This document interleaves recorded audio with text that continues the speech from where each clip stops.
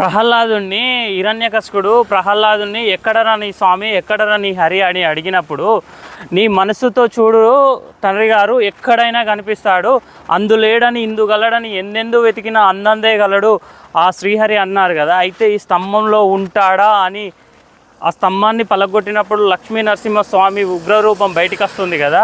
అలానే ఇక్కడ ఎక్కడ వెతికినా నరసింహస్వామి అవతారమే కనిపిస్తుంది. ఈ కొండలో కూడా అదే లక్ష్మీ నరసింహస్వామి అవతారం కనిపిస్తుంది.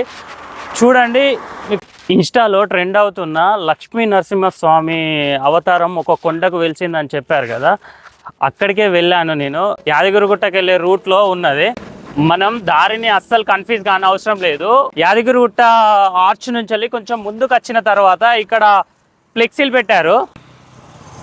ఈ ఫ్లెక్సీలు పెట్టారు చూడండి, ఇక్కడ 2 ఫ్లెక్సీలు పెట్టారు.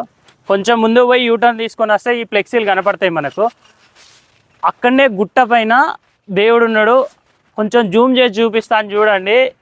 ఈ గుట్టకే స్వామివారు వెలిసినట్టు కనిపిస్తున్నారు. ఇక్కడే చూడండి. ఉగ్రం వీరం మహావిష్ణుం జలంతం సర్వతోముఖం నృసింహం భీషణం భద్రం మృత్యుం నమామ్యహం. ఎలా ఉందో కింద కామెంట్ చేయండి.